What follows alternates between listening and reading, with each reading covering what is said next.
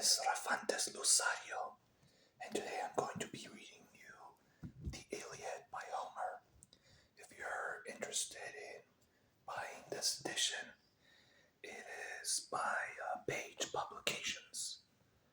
If you can see it right here. Page Publications. Alright, let's begin.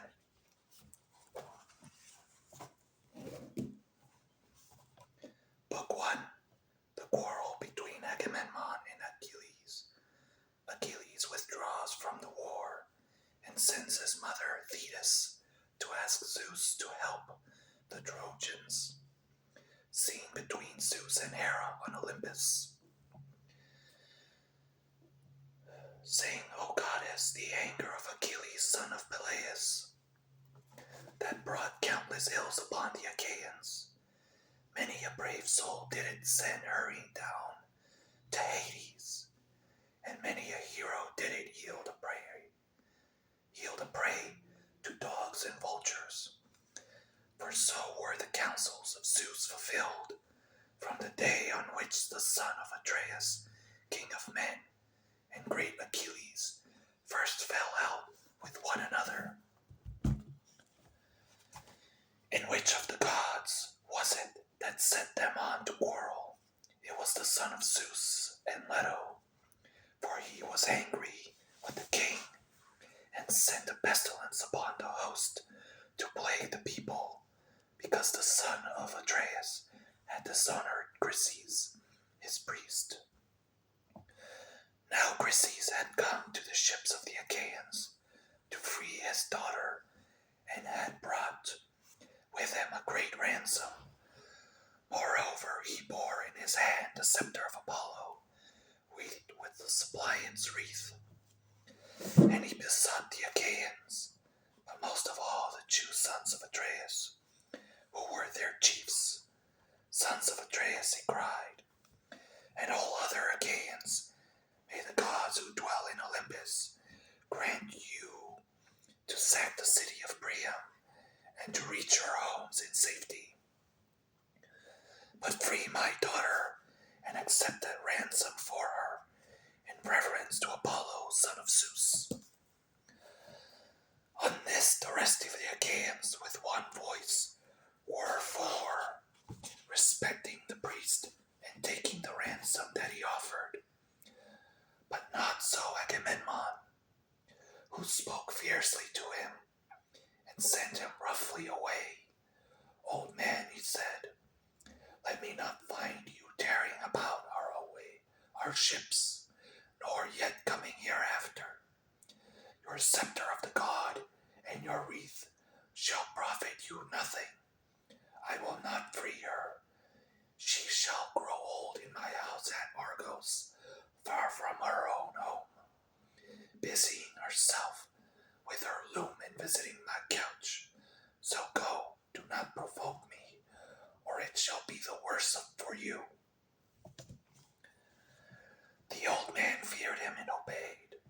Not a word he spoke, but went by the shore of the sounding sea, and prayed apart to King Apollo, whom lovely Leto had borne. Hear me, he cried, O god of the silver bow, that protectest Chryse and holy Scylla, and rulest Tenedos, with thy might. Hear me, O thou of Sminthi. If I have ever decked your temple with garlands, or burned your thigh bones in fat of bulls or goats, grant my prayer, and let your arrows avenge these my tears upon the Danaans. Thus did he pray, and Apollo heard his prayer. He came down furious from the summits of Olympus, with his bow and his quiver upon his shoulder, and the arrows rattled on his back, away from the ships with a face as dark as night. And his silver bow rang death as he shot his arrow in the midst of them. First he smote their mules and their hounds, but presently he aimed his shafts at the people themselves, and all day long the pyres shot his arrows among the people. But upon the 10th day, Achilles called them in assembly and moved thereto by Hera, who saw the Achaeans in their death throes, and had compassion upon them. Then, when they were got together, he rose and spoke among them.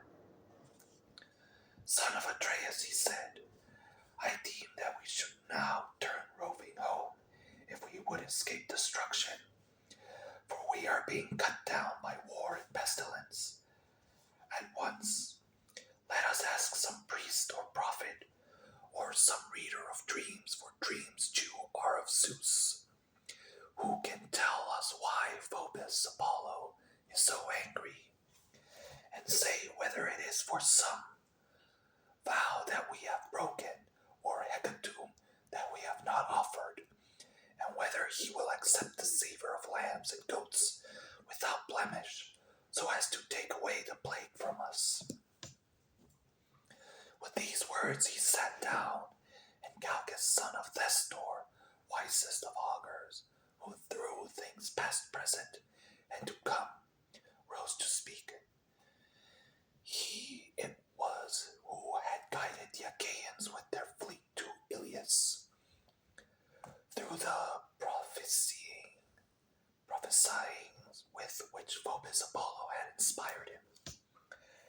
With all sincerity and goodwill he addressed them thus: Achilles, loved of heaven, you bid me tell you about the anger of King Apollo.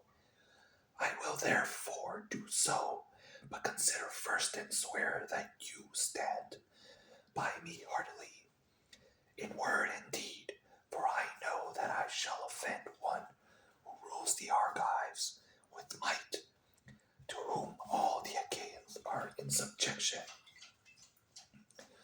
A plain man cannot stand against the anger of a king, who if he swallow his displeasure now, will yet nurse revenge till he has reaped it. Consider therefore whether or no you will protect me. And Achilles answered, Fear not, but speak, as it is borne in upon you from heaven. For by Apollo, Calchas, to whom you pray, and whose oracles you reveal to us, not a Danaan at her ships shall lay his hand upon you, while I yet live to look upon the face of the earth. No, not though you name Agamemnon himself, who is by far the most of the Achaeans. Thereon the seer spoke boldly. The god, he said, is angry neither about vow nor hecatomb, but for his priest's sake, whom Agamemnon has dishonored, in that he would not free his daughter, nor take a ransom for her. Therefore has he sent these evils upon us, and will yet send others. He will not deliver the Danaans from this pestilence till Agamemnon has restored the girl with fee or ransom to her father, and has sent a holy hecatomb to Chryse. Thus we may perhaps appease him. With these words he sat down, and Agamemnon rose in anger. His heart was black and with rage, and his eyes flashed fire as he scowled on Calchas and said, Seer of evil, you never yet prophesied smooth things concerning me, but have ever loved to foretell that which was evil. You have brought me neither comfort nor performance, and now you come seeing among the names, and saying that Apollo has plagued us because I would not take a ransom for this girl, the daughter of Chryses. I have set my heart on keeping her in my own house, for I love her better than my own wife, Clytemnestra, whose peer she is alike in form and feature, in understanding and accomplishments.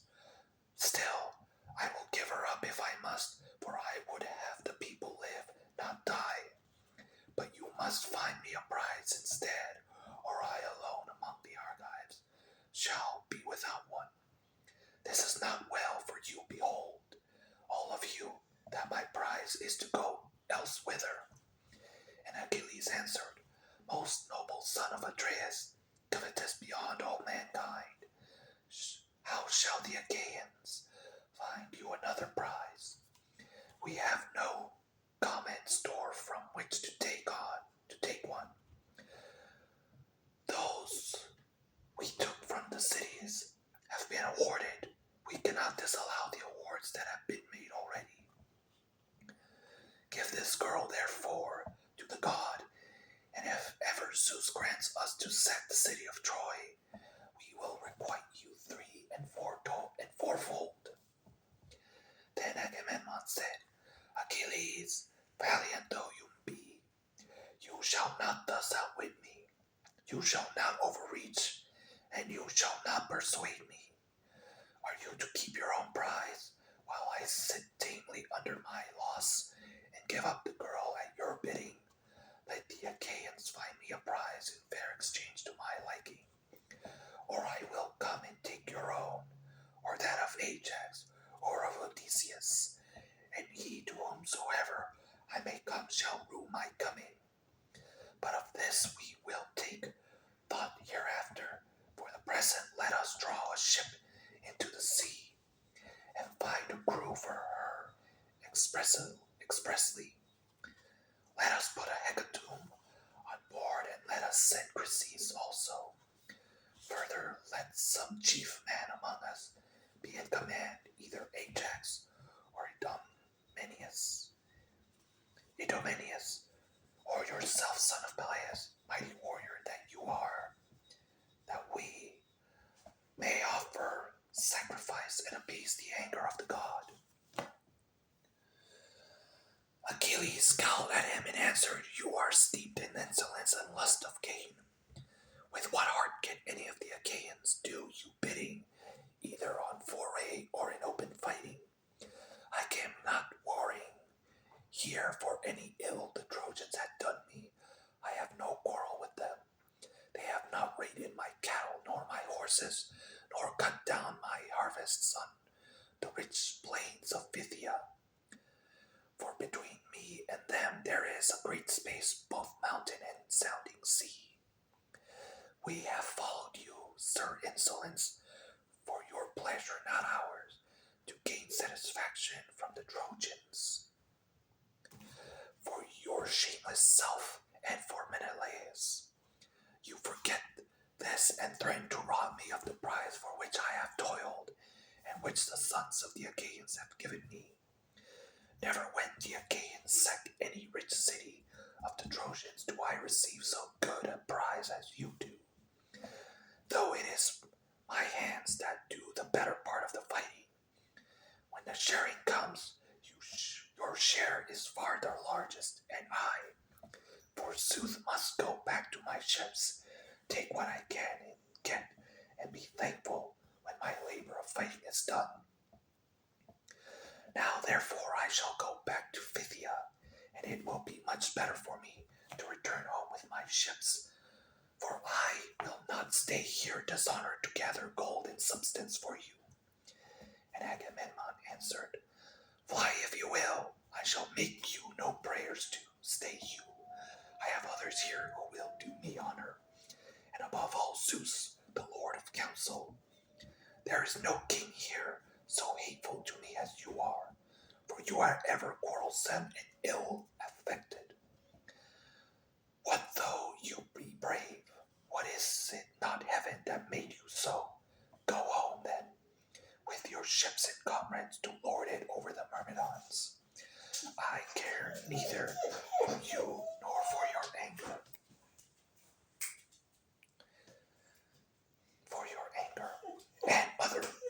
And thus I will do, since Phoebus Apollo is taking Chryses from me.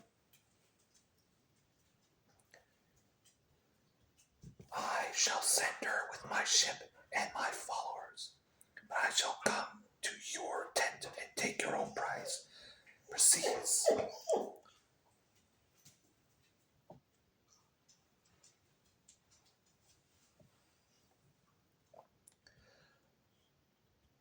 That you may learn how much much stronger I am than you are, and that another may fear to set him up as equal or comparable with me. The son of Peleus was furious, and his heart within his shaggy breast was divided whether to draw his sword, push the others aside, and kill the son of Atreus, or to restrain himself in check.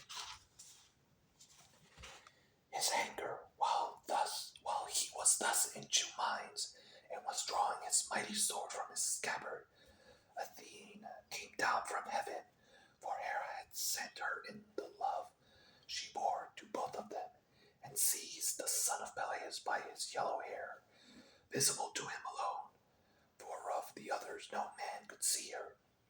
Achilles turned in amaze, and by the fire that flashed from her eyes, at once knew that she was Athene. "Why are you here?" said he, "daughter of Aegus, bearing Zeus?" "To see the bride of Agamemnon, son of Atreus." "Let me tell you, and it shall surely be. He shall pay for this insolence with his life." And Athene said, "I come from heaven, if you will hear me, to bid you stay your anger. Hera has sent me, who cares for both of you alike. Cease then this brawling, and do not draw your sword and rail at him if you will. And your railing will not be vain, for I tell you, and it shall surely be, that you shall hereafter receive gifts 3 times as splendid by reason of this present insult. Hold therefore and obey." "Goddess," answered Achilles, "however angry a man may be, he must do as you command him. This will be best for the gods. Ever hear the prayers of him who has obeyed them." He stayed his hand on the silver hilt of his sword, and thrust it back into the scabbard as Athene bade him.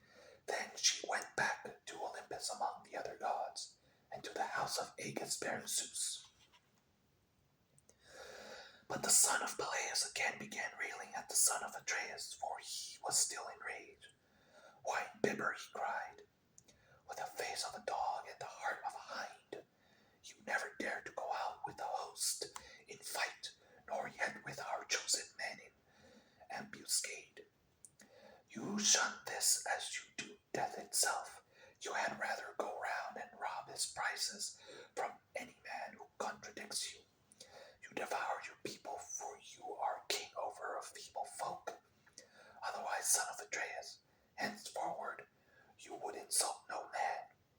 Therefore I say, and swear it with a great oath, nay, be this my scepter, which shall sprout neither leaf nor shoot, nor bud anew from the day on which it left its parent stem upon the mountains. For the axe stripped it of leaf and bark, and now the sons of the Achaeans bear it as judges and guardians of the decrees of heaven. So surely and solemnly do I swear that hereafter they shall look fondly for Achilles, and shall not find him. In the day of your distress, when your men fall dying by the murderous hand of Hector, you shall not know how to help them, and shall rend your heart with rage for the hour when you offered insult to the bravest of the Achaeans." With this the son of Peleus dashed his gold-bestudded scepter on the ground and took his seat, while the son of Atreus was beginning fiercely from his place upon the other side. Then uprose smooth-tongued Nestor, the facile speaker of the Pylians, and the words fell from his lips sweeter than honey. 2 generations of men born and bred in Pylos had passed away under his rule, and he was now reigning over the 3rd. With all sincerity and goodwill, therefore, he addressed them thus. "Of a truth," he said, "a great sorrow has befallen the Achaean land. surely Priam with his sons would rejoice, and the Trojans be glad at heart if they would hear this quarrel between you two, who are so excellent in fight and counsel. I am older than either of you, therefore be guided by me. Moreover, I have been the familiar friend of men, even greater than you are, and they did not disregard my counsels. Never again can I behold such men as Pirithous and Dreius, shepherd of his people, or as Caeneus, Exadius, godlike Polyphemus, and Theseus, son of Aegeus, peer of the immortals. These were the mightiest men ever born upon the earth. Mightiest were they, and when they fought the fiercest tribes of mountain savages, they utterly overthrew them. I came from distant Pylos, and went about among them, for they would have come, and I fought as it was in me to do. Not a man now living could withstand them, but they heard my words, and were persuaded by them. So be it also with yourselves, and for this is the more excellent way. Therefore, Agamemnon, though you be strong, take not this girl away, for the sons of the Achaeans have already given her to Achilles, and you, Achilles, strive not further with a king, for no man who by the grace of Zeus wields a scepter has like honor with Agamemnon. You are strong and have a goddess for your mother, but Agamemnon is stronger than you, for he has more people under him. Son of Atreus, check your anger, I implore you. End this quarrel with Achilles, who in the day of battle is a tower of strength to the Achaeans. Okay, and Agamemnon answered, Sir, all that you have said is true, but this fellow must needs become our lord and master. He must be lord of all, king of all, and captain of all, and that shall hardly be. Granted that gods have made him a great warrior, and have they also given him the right to speak with railing? Achilles interrupted him. I shall be a mean coward, he cried, were I to give in to you in all things. Order other people about, not me, for I shall obey no longer. Furthermore I say, and lay my saying to your heart, I shall fight neither you nor any man about this girl, for those that take, or those also that gave. But of all else that is at my ship, you shall carry away nothing by force. Try that others may be. See if you do, my spear shall be reddened with your blood. When they had quarreled thus angrily, they rose and broke up the assembly at the ships of the Achaeans, and son of Peleus went back to his tents, and ships with the son of Menoetius and his company, while Agamemnon drew a vessel into the water, and chose a crew of 20 horsemen. He escorted Chryses on board and sent, moreover, a hecatomb for the god, and Odysseus went as captain. These then went on board and sailed their ways over to the sea, but the son of Atreus bade the people purify themselves, and so they purified themselves and cast their filth into the sea. Then they offered hecatombs of bulls and goats with blemish on the seashore, and the smoke with the savor of their sacrifice rose curling up towards heaven. Alright, I think I'm going to finish here and continue reading tomorrow. If you like the video, please like and subscribe. And I'll see you later.